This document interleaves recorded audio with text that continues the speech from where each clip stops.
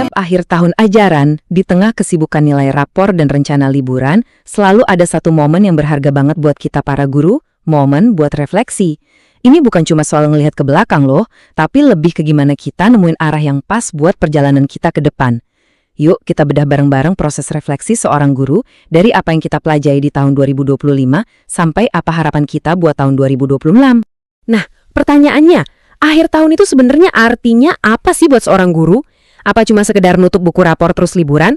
Oh, tentu enggak. Ini jauh lebih dalam dari itu. Ini tuh semacam jeda krusial buat kita ngaca, buat introspeksi. Momen inilah yang bakal jadi fondasi kita buat ngelangkah di tahun ajaran berikutnya. Ini dia nih intinya. Refleksi akhir tahun itu bukan evaluasi kinerja yang kaku dan bikin tegang. Coba deh bayangin ini sebagai dua alat. Pertama, cermin. Buat kita lihat dengan jujur, apa sih yang udah bagus, apa yang perlu dibenahin. Dan yang kedua, ini adalah kompas, yang nunjukin kemana kita sebaiknya melangkah selanjutnya. Oke, pertama-tama kita pegang cerminnya dulu ya. Mari kita lihat lagi apa aja yang udah terjadi di tahun 2025. Satu tahun yang, ya, seperti tahun-tahun lainnya, pasti penuh dengan tantangan, perubahan, dan pastinya pertumbuhan. Di tahun 2025 ini rasanya makin kerasa ya, ada pergeseran besar. Peran kita sebagai guru itu udah bukan lagi cuma sebagai penyampai materi, kita jadi arsitek lingkungan belajar, kita jadi fasilitator diskusi, dan yang paling penting, kita jadi teladan. Kesadaran ini makin kuat kalau tugas kita itu jauh lebih besar dari sekedar angka-angka di rapor. Dan perubahan ini kelihatan banget loh di praktek kita sehari-hari di kelas. Rencana pembelajaran yang dulu mungkin kaku, sekarang jadi lebih fleksibel, lebih nyambung sama dunia anak-anak. Metode belajar kayak proyek dan diskusi seru udah jadi menu utama. Asesmen juga berubah, bukan lagi cuma jadi hakim di akhir, tapi jadi teman buat memperbaiki proses belajar. Dan semua hal tadi itu ujung-ujungnya ngerucut ke satu prioritas baru yang super penting, iklim kelas. Kita, para guru, makin sadar betapa pentingnya membangun sebuah lingkungan di mana setiap murid itu merasa aman, nyaman, dan dihargai. Inilah fondasi dari pembelajaran sosial dan emosional, atau PSE, yang bikin anak-anak siap buat belajar. Tapi ya gitu, 2025 itu ya nggak mulus-mulus aja kan. Kita semua ngalamin tantangannya. Mulai dari ngelola kelas yang isinya anak-anak dengan kemampuan dan karakter super beragam, sumber daya yang terbatas, sampai beban administrasi yang rasanya nggak ada habisnya. Nah, menjaga keseimbangan antara semua ini dengan kesehatan mental kita sendiri, itu jadi perjuangan yang nyata banget. Nah, dari semua jatuh bangun dan perubahan tadi, justru disitulah kita dapat pelajaran yang mahal banget harganya. Yuk kita lanjut dan lihat kebenaran-kebenaran inti apa aja sih yang kita petik dari pengalaman sepanjang tahun 2025. Pelajaran pertama, dan ini kayaknya yang paling dasar ya, setiap murid itu unik, nggak ada duanya. Mereka datang dengan potensi, latar belakang, dan cara belajar yang beda-beda. Tugas kita sebagai pendidik adalah melihat keunikan itu, menghargainya, dan bantu mereka buat menumbuhkan potensi itu. Terus, ini nih, mungkin ini pelajaran yang paling penting dari semuanya.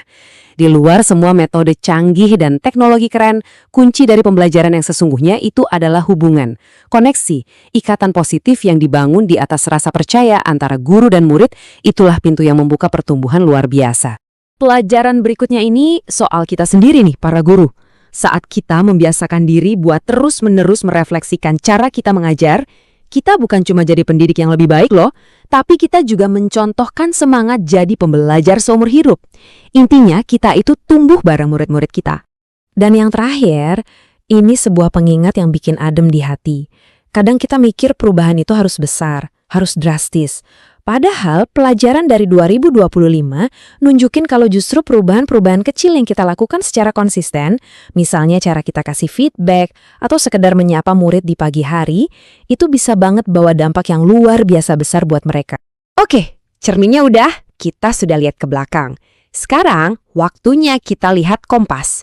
Di bagian ini, kita bakal bahas gimana caranya mengubah semua pelajaran dari tahun 2025 tadi menjadi sebuah rencana aksi yang jelas dan konkret untuk tahun 2025.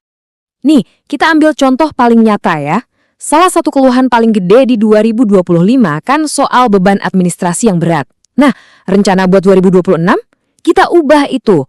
Fokusnya adalah membuat perencanaan yang lebih simpel, lebih bermakna, dan yang benar-benar menjawab kebutuhan murid, bukan cuma sekedar buat ngisi dokumen. Nah, buat di dalam kelasnya sendiri, ada 3 fokus utama nih.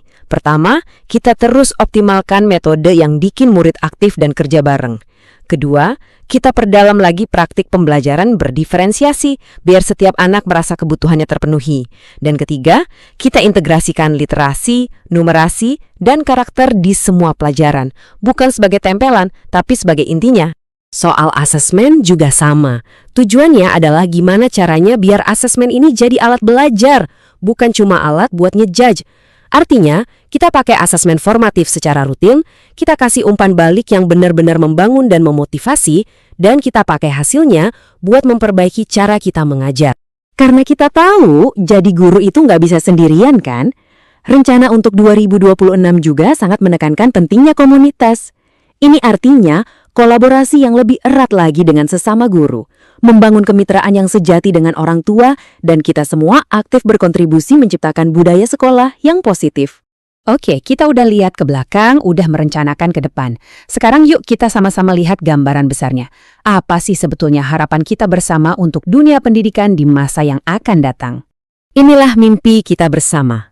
Untuk murid-murid kita, semoga mereka bisa tumbuh jadi pribadi yang utuh, beriman, cerdas, dan siap bersaing. Buat kita para guru, semoga kita nggak pernah berhenti belajar dan menginspirasi. Dan untuk sekolah kita, semoga bisa jadi rumah kedua yang aman, nyaman, dan penuh makna buat semua. Cermin dan kompas ini kan sebenarnya ada di tangan setiap pendidik ya, semangatnya universal. Nah, sekarang giliran Anda nih yang mendengarkan. Setelah menyimak semua ini, apa sih harapan terbesar Anda untuk dunia pendidikan di tahun 2026 nanti? Karena pada akhirnya, semuanya itu balik lagi ke satu yakinan yang simple tapi kuat banget. Saat gurunya terus belajar, muridnya pasti akan bertumbuh. Dan saat itulah, pendidikan kita benar-benar bergerak maju. Terima kasih sudah ikut berefleksi bersama kami.